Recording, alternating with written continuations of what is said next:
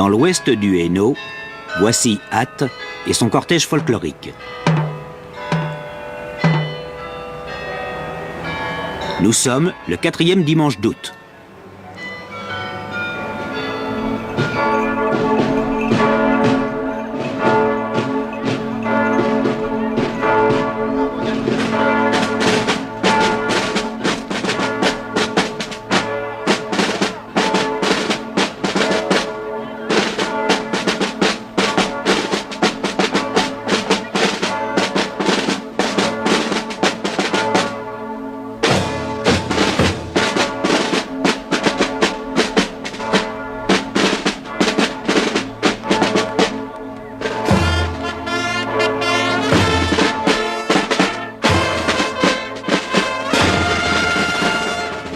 La cérémonie commence le samedi avec le mariage de Goliath, le géant le plus célèbre et le plus populaire. Ce personnage d'origine biblique est présent dans la procession médiévale au moins dès 1481. À ce moment, il est entretenu par le serment des arbalétriers, placé sous l'invocation de Saint Roch.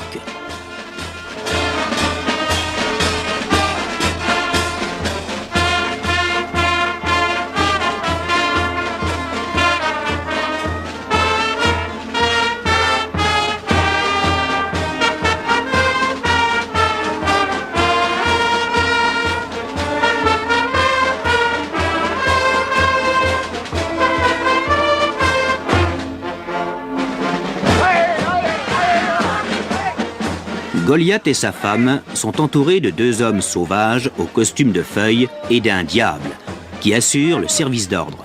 Ils sont escortés des Bleus vêtus d'habits de soldats français, influence de la période révolutionnaire et des marches de l'Entre-Sambre-et-Meuse.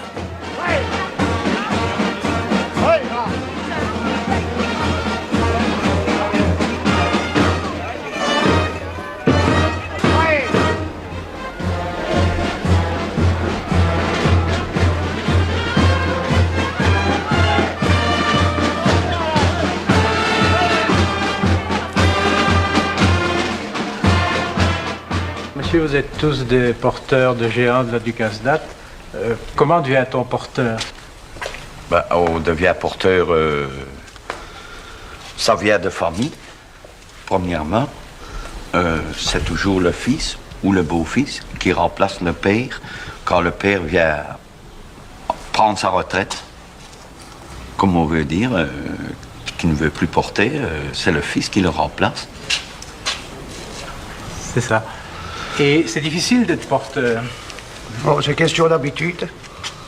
C'est la manière, la façon dont il faut l'apprendre. Hein. Oui. Il y a 2 choses. D'abord, un géant, combien ça pèse habituellement? Ça varie entre 120 et 130 kilos. Oui. Donc il y a d'abord l'effort physique. Oui. Et la résistance. Ah, il y a l'effort physique et la résistance. Et puis, est-ce qu'il n'y a pas une question de rythme aussi, de danse? Ah, ça donne beaucoup d'entrain, ça. Un roulement de tambour, la musique, ça entraîne carrément pour la résistance physique. Ah oui. Et comment prenez-vous le rythme? On ne serait pas beaucoup expliquer ça. On a amené ça. Ça vient de soi-même. Celui qui ne sait pas danser, c'est pas l'argent. Ah, le rythme, ça vient d'année en année, hein? Ouais. Premières années, ça. Il faut commencer Comment... par marcher avec le géant. Il faut apprendre à marcher avec. Et après, on apprend à danser une danse. Après, on en danse 2. C'est une habitude, enfin. C'est beaucoup d'entraînement. Et comme on ne s'entraîne qu'une fois là, donc ça dure assez longtemps. Et une conséquence directe de la difficulté physique de porter, c'est que les danses sont quand même moins longues qu'avant. Hein. Avant, les porteurs d'il y a 20 ans dansaient des danses complètes de 4 minutes et demie, 5 minutes. Maintenant, c'est difficile d'arriver, de tenir le coup, 4 minutes et demie, 5 minutes. En général, on arrête au trio. Hein. 3 minutes, disons. 3 minutes maximum. Hein. Et il faudrait essayer de revenir, évidemment, à l'ancienne méthode, mais pour bien faire, il faudrait s'entraîner, quoi. Et on ne sait pas, puisque les géants sont démontés après le cortège. Hein. Alors, on danse souvent. Il faut compter que tous les 5-6 mètres, il faut danser. Hein. Plus qu'on joue de la musique, plus il y a d'entrain, plus qu'on danse.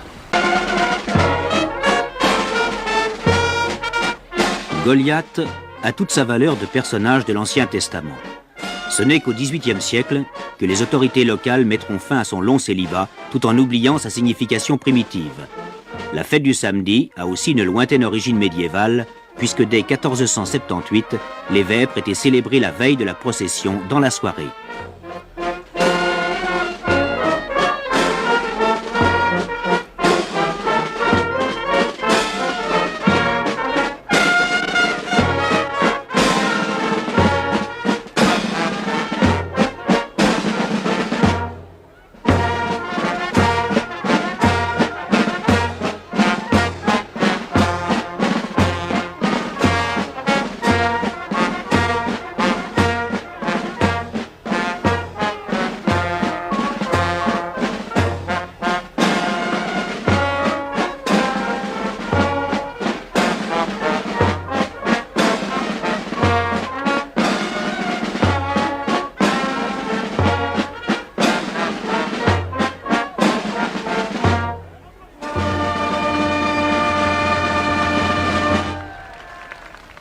Je vois qu'il y a le petit gamin, là, c'est le berger David, ça.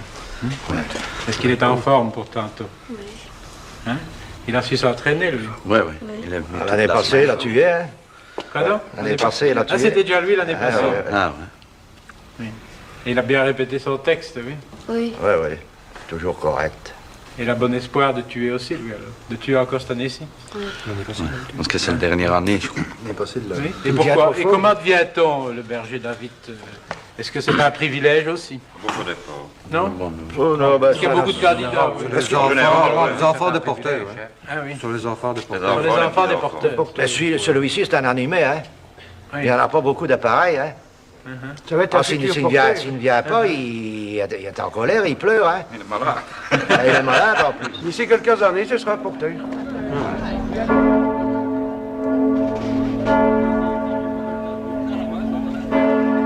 Après les vêpres et le mariage Gouillasse, le combat a lieu devant le perron de l'hôtel de ville.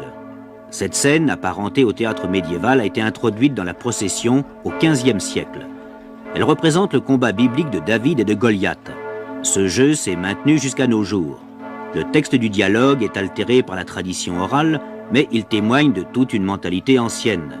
Cette scène constitue un vestige rare d'un jeu processionnel médiéval, comme l'est également le combat de Saint-Georges contre le dragon à Mons. Guido, assuré chien, que veux-tu me poursuivre d'une pierre à la main?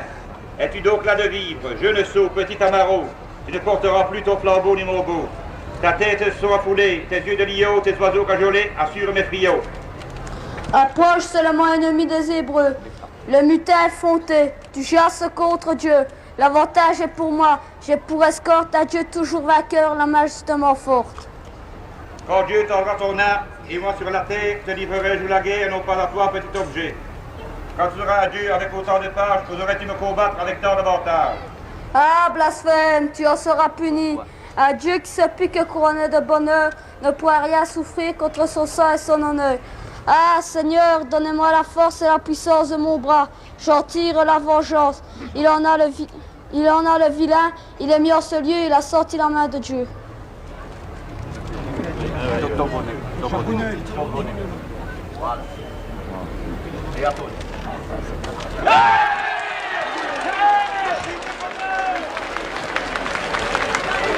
David a terrassé Goliath. Il a lancé la balle dans le corps du géant. Les Hatois se sont progressivement identifiés avec leur géant, en particulier avec Goliath. On te félicite parce que t'as mis le bal. C'est bien.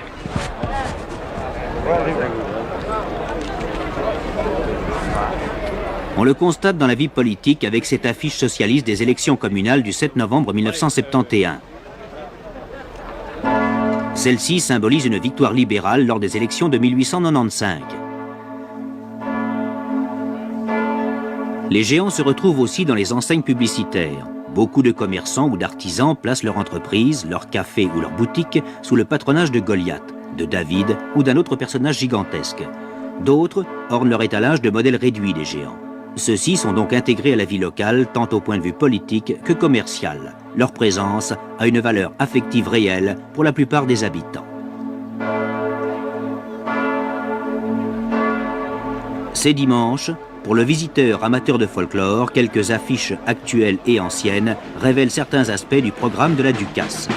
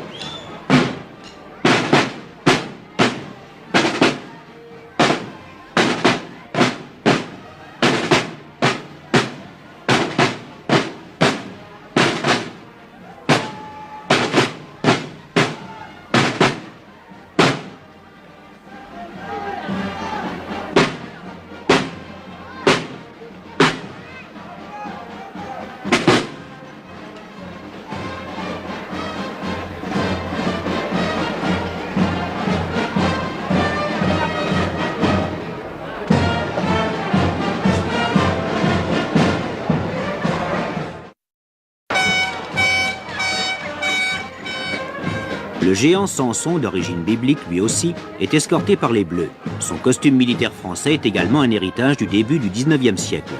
Il a gardé ses attributs du récit de l'Ancien Testament, la colonne du temple, la mâchoire d'âne et son abondante chevelure. Ce personnage, entretenu par la confrérie des canonniers arquebusiers, avait également sa place dans l'ancienne procession.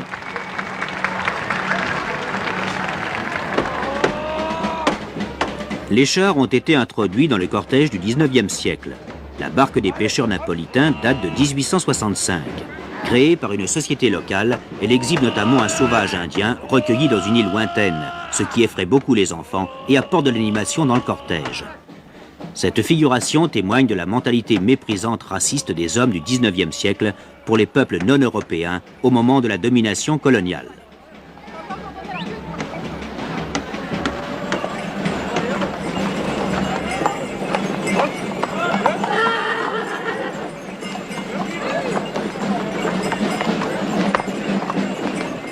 Avec le char de l'agriculture, c'est l'activité économique principale de toute la région qui est mise en évidence.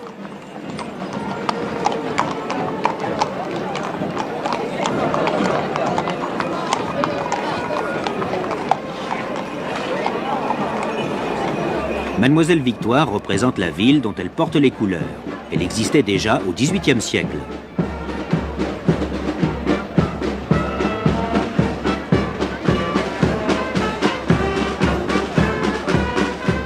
L'aigle figurait dans la procession comme attribut de la confrérie des poissonniers.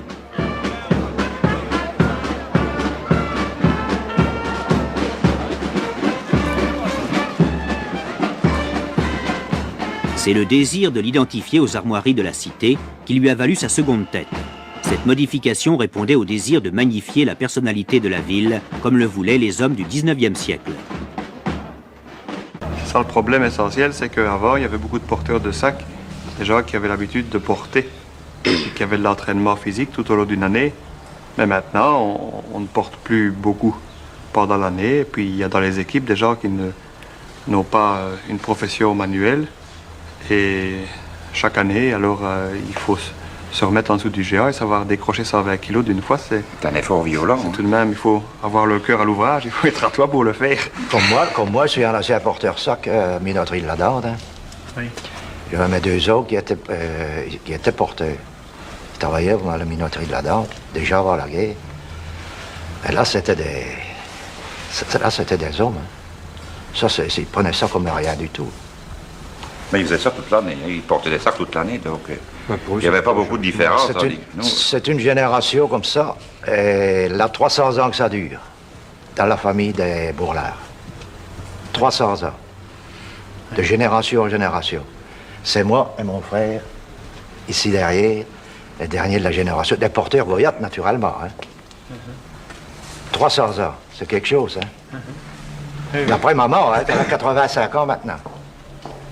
Oui. Et est-ce qu'il ne va pas avoir un problème pour l'avenir, pour trouver des porteurs à l'avenir? Bah, il y a des jeunes qui sont toujours volontaires pour porter, mais enfin, pas toujours, ils ne réussissent pas toujours à le faire. Oui.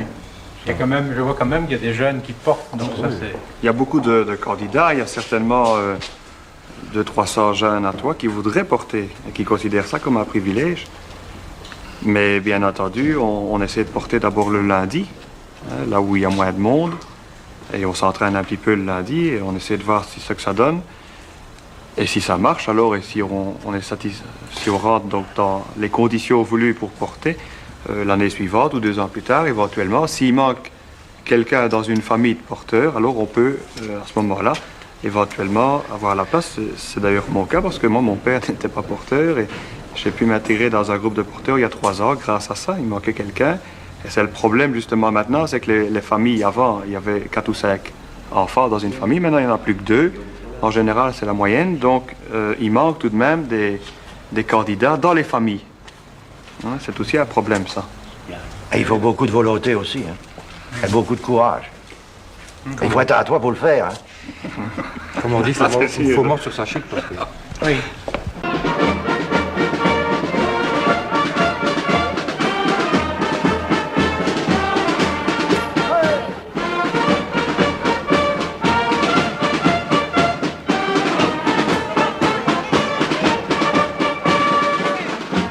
Ambiorix, le célèbre chef des Éburons, fait partie du cortège. Il a remplacé en 1850 l'ancien géant des archers, Tyran, dont il a cependant gardé l'arc et les flèches. Sa présence répond au désir de mettre en évidence une personnalité qui contribue à assurer la gloire de notre pays au début de son indépendance.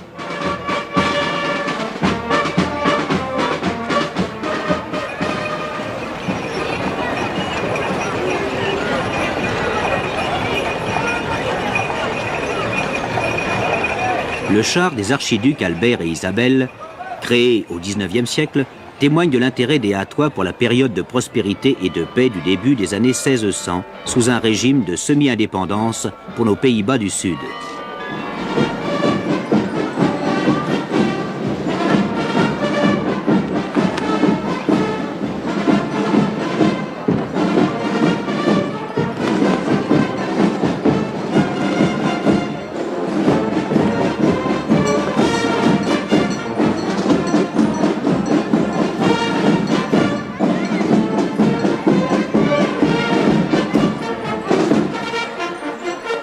Si le cheval Bayard de l'épopée médiévale est introduit à la procession dès 1462, son retour après la Deuxième Guerre mondiale dans le cortège est dû au travail d'une société de gymnastique et à une mobilisation de la population. Les danses de ce cheval gigantesque constituent une prouesse technique tout à fait exceptionnelle qui n'est possible que grâce à la discipline rigoureuse du groupe qui le prend en charge. La légende du cheval Bayard et des 4 fils Aymon était fort populaire au Moyen-Âge. C'est sans doute ce qui explique sa présence dans une procession religieuse.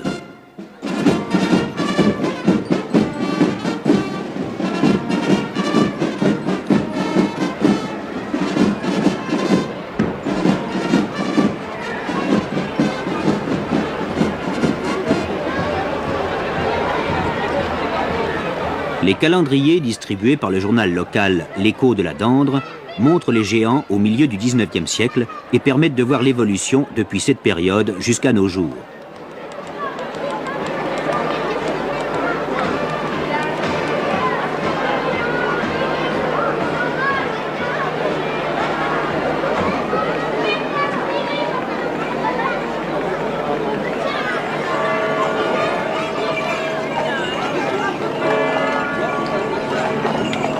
Le char des 9 provinces a été introduit en 1884.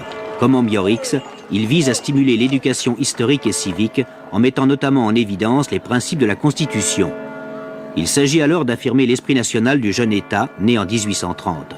Le cortège actuel a gardé la trace de cette situation.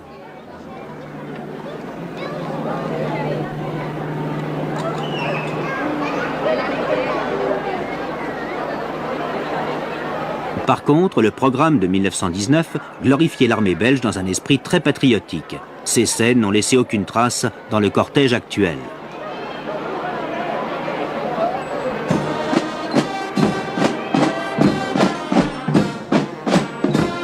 La présence des majorettes témoigne d'une évolution récente. Les fanfares des villages qui traditionnellement accompagnent le cortège se sont parfois mises au goût du jour en créant ces groupes issus d'un folklore très actuel. Les majorettes participent tout naturellement à la fête traditionnelle et y créent une animation nouvelle qui enrichit le spectacle.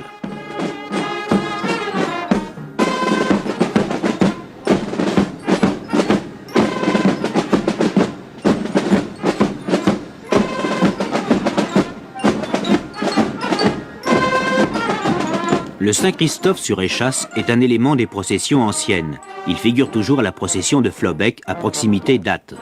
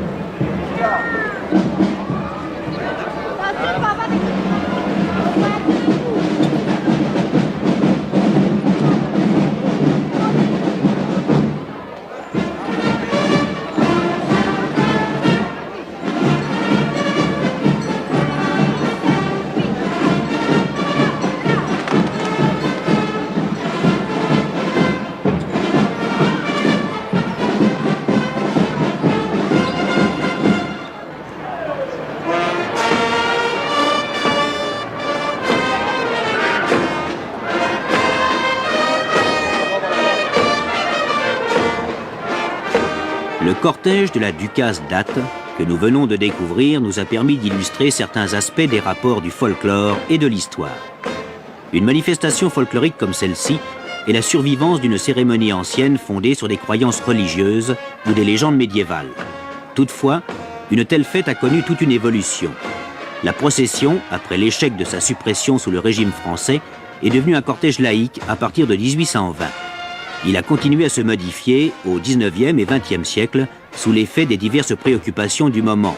Patriotisme local ou national, évocation de la vie locale, goût de la parade et du spectacle sans doute, mais aussi fond de vérité historique auquel les Athois sont très attachés.